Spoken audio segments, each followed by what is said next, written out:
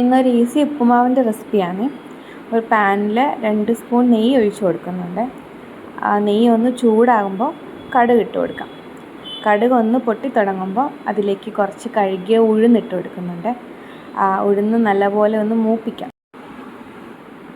ഉഴുന്ന് മൂത്ത് വരുമ്പോഴത്തേക്ക് അതിലേക്ക് നമുക്ക് അരിഞ്ഞു വെച്ചിരിക്കുന്ന സവാള ഇട്ട് കൊടുക്കാം. സവാളയുടെ കൂടെ തന്നെ ഇഞ്ചി ചെറുതായിട്ട് ചതച്ചതും കൂടെ ചേർത്ത് കൊടുക്കാം.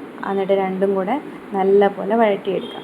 ഒരുപാട് മുരിയേണ്ട ആവശ്യമില്ല, ഉള്ളി ഒന്ന് വെന്ത് കിട്ടിയാൽ മതി. ഉള്ളി ഒന്ന് വെന്ത് തുടങ്ങുമ്പോൾ അതിലേക്ക് ചെറുതായിട്ട് ഗ്രേറ്റ് ചെയ്ത് വെച്ചിരിക്കുന്ന ക്യാരറ്റും കൂടെ ചേർത്ത് കൊടുക്കുന്നുണ്ട്. ക്യാരറ്റും ഉള്ളിയും എല്ലാം കൂടെ നല്ലപോലെ ഒന്ന് മിക്സ് ചെയ്യാം. മിക്സ് ചെയ്തതിന് ശേഷം 1 കപ്പ് തേങ്ങയും കൂടെ ചേർത്ത് കൊടുക്കുന്നുണ്ട്. തേങ്ങയും ചേർത്ത് കൊടുത്ത് നല്ലപോലെ മിക്സ് ചെയ്തെടുക്കണം. ഇതിലേക്ക് 1.25 കപ്പ് വെള്ളം ചേർക്കുന്നുണ്ട്. 1 കപ്പ് റവയ്ക്ക് 1.25 കപ്പ് വെള്ളമാണ് ചേർക്കുന്നത് കേട്ടോ. അതിൽ കൂടി കഴിഞ്ഞാൽ റവ കുഴഞ്ഞു പോകും. അപ്പോൾ വെള്ളം എടുക്കുമ്പോൾ ശ്രദ്ധിക്കണേ. ഇനി നമുക്ക് കുറച്ച് ഉപ്പ് ചേർത്ത് കൊടുക്കാം. ഇപ്പോൾ ഉപ്പ് ചേർക്കുന്നതാണ് ഏറ്റവും നല്ലത്.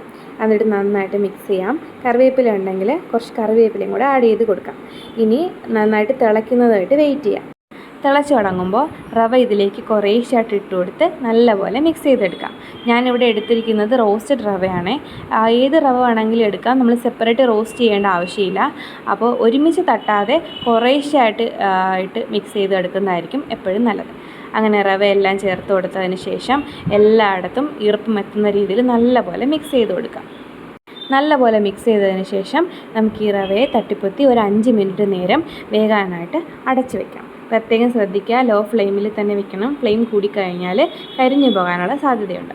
അപ്പോൾ നല്ലപോലെ തട്ടിപ്പൊത്തി ഒരു 5 മിനിറ്റ് അടച്ച് വയ്ക്കാം. അപ്പോൾ നമ്മുടെ ഉപ്പുമാവ് റെഡി ആയിട്ടുണ്ട്. പക്ഷേ ഇപ്പോഴേ ഇളക്കരുത്, ആവി ഒന്ന് പോകാൻ വേണ്ടിയിട്ട് വെയിറ്റ് ചെയ്യാം. ആവി പോയതിന് ശേഷം ചെറിയൊരു സ്പൂൺ യൂസ് ചെയ്തുകൊണ്ട് പതുക്കെ അതിനെ ഒന്ന് നല്ലപോലെ ഒന്ന് ഇളക്കി കൊടുക്കുക. നല്ലപോലെ ഇളക്കി കഴിയുമ്പോൾ സോഫ്റ്റ് ആയിട്ടുള്ള ഉപ്പുമാവ് റെഡി ആയിട്ടുണ്ട്. അങ്ങനെ എളുപ്പത്തിൽ നമ്മുടെ ഉപ്പുമാവ് റെഡിയായി. നിങ്ങൾ ഇങ്ങനെയാണോ പ്രിപ്പയർ ചെയ്യുന്നതെന്ന് പറയണേ. ഒന്ന് ട്രൈ ചെയ്ത് നോക്കിയിട്ട് നിങ്ങളുടെ അഭിപ്രായം കൂടെ അറിയിക്കണം കേട്ടോ. അതുപോലെ തന്നെ വീഡിയോ ഇഷ്ടപ്പെട്ടെങ്കിൽ ലൈക്ക് ചെയ്യാനും ഷെയർ ചെയ്യാനും മറക്കല്ലേ. Thank you for watching. Thank you so much.